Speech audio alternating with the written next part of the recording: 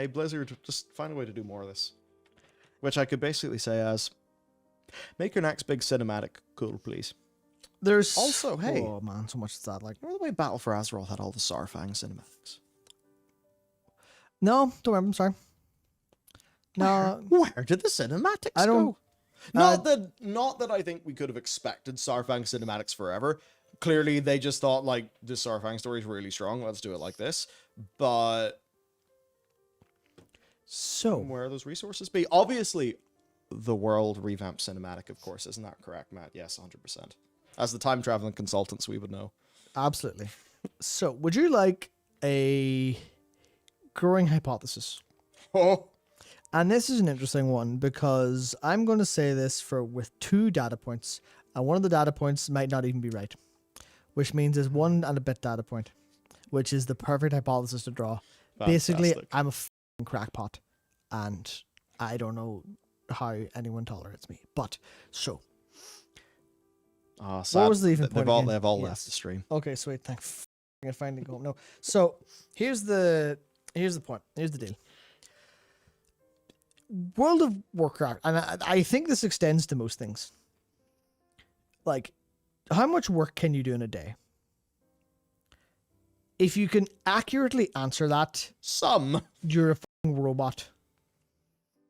If you, like, you've all been there where you're like, I can do, a couple things. But then there's times where you're like, this is sick, I can do it, I want to do it.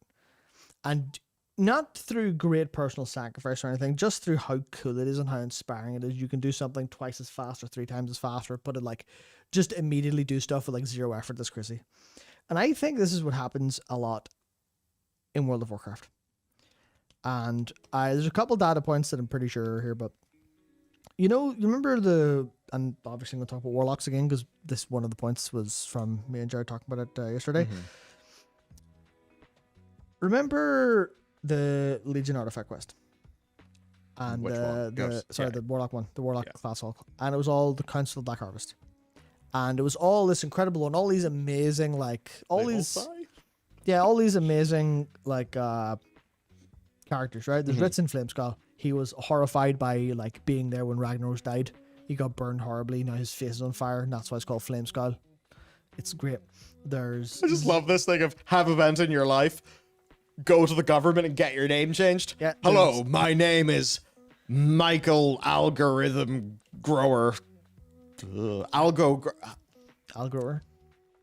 Algoton. There we go. That'll be my little fantasy name for an algorithm man. Yeah, so there's also Shinful Blightsworn, who got corrupted in the fight with Trugal Yeah. in the Cataclysm one, Bastion of Twilight, and just Blightsworn. That's the flick stuff.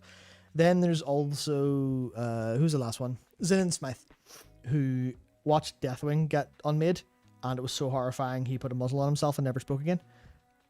And that was actually a key plot point in the Legion artifact, because they tried to get him to talk using the most powerful Legion magic, and they couldn't, because he literally was too horrified by Deathwing's death to speak. And he's working, so him working on the muscles really funny. So, but that was a lot of cool lore, and that was the basis of the Legion artifact stuff. And Dreadscar Rift, right? Dreadscar Rift is fucking class. Yeah. Dreadscar Rift's amazing. Every time we talk about class skins, we go Greenfire. Greenfire all the way. Greenfire was fucking fantastic, and it's a shame they never made more. And did you know that there's a thing in one of the betas or PTRs called Warlock Island? Oh. Ever hear of the Warlock Island, Michael? No, not the Warlock Island. That's because it never appeared in game. But it did appear in game, in Legion.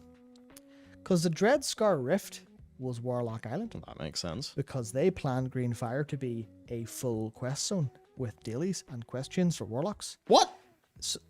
And it got cut. I fucking love Warlocks, man. It got cut down to be Greenfire. Whoa, I didn't know that at all. Yep. So, and Greenfire was where all the Council of the Black Harvest stuff was set up. It's where Canrathal Ebonlock was introduced as a character and like fell to the fell, and they had that stuff, all of those skins, all that stuff like that. That all came from what seems to be either one dev or a handful of devs' passion projects. Shit that I'm pretty sure they were told not to do, or something along those lines.